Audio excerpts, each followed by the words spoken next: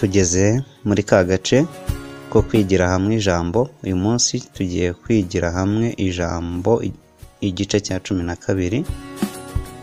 Kubaho mu munezero nyawo ntibivuze ko ugomba kubanza kugera ku byo wifuza byose, ahubwo bujya kuba mu munezero nyawo cyangwa se nyakuri ni ugusobanukirwa neza agaciro k'ibyo ufite no gushimira Imana ku byo yaguhaye byose. Ese wowe ujya ushimira Imana ku byo yaba yaraguhaye byose?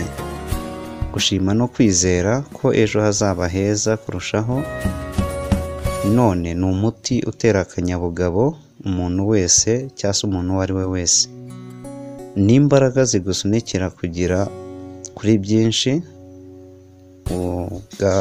kuri byinshi uteganya. Baho nkawe bizakurinda kwicuza ejo hazaza. Baho nk'umunyakuri bikurinde kwicira urubanza ejo hazaza. Kuba umunezero usesuye ni ukuba ukunda Imana n'abantu. Ndagira ngo ibyo mubyumve neza, ndetse tukiraha kamusabe gukora subscribe kuri iyi channel yitwa New Life TV Rwanda, hanyuma tujye dukomeza tubane mu kwigira hamwe ijambo mbega rifite umumaro kandi rifite icyo ryagufasha. Ibyo byose tuvuze aho haruguru byatuma ubaho umunezero nyawo, biri mu byo tubabwiye haruguru. Hari nk'ijyambere ntababwira mu byo tumaze kuvuga, gukunda Imana n'abantu. Ibyo nabyo bituma ubaho umunezero wuzuye kandi nyakuri. Icya kabiri, kuba umunyakuri cyangwa inyangamugayo mu byo ukora byose, nabyo bituma ubaho umunezero, ubaho udahangayitse, ukabaho umutima unezerewe. Icya gatatu, gukunda umuryango wawe ariko utiyibagije nyine bya rindi rya mbere tubabwiye, gukunda Imana n'abantu nabyo, ariko ukongeraho no gukunda umuryango wawe, nabyo bituma ubaho unezerewe, wumva ntacyo wishinja muri ubu buzima bwo kuri iyi si.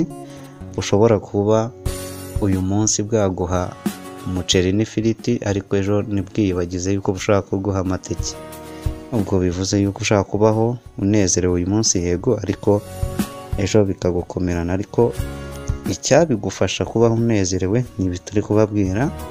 Icya kane, kwishimira ibyo wagezeho byose, ibyo biri mu byo twababwiye haruguru. Ibi biragufasha kugira umunezero nyawo, ndetse ugufasha kugira aho ugera.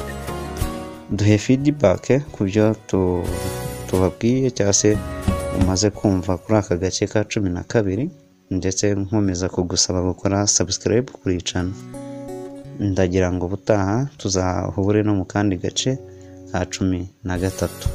Nako nizeye ko kazabashimisha. Icyo musaba ni ugukora subscribe, ndetse ukabisangiza abandi, ugakora kuri like, hanyuma ubutaha tukagarukana akandi nako nizeye ko kazagushimisha.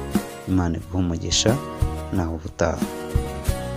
Ndi Dusengumuremyi Emmanuel, wenda uko wibazaga uri kubagezaho iki kiganiro nyine cyo kwigira hamwe ijambo nyine mbagejejeho. Imana iguhe umugisha rero.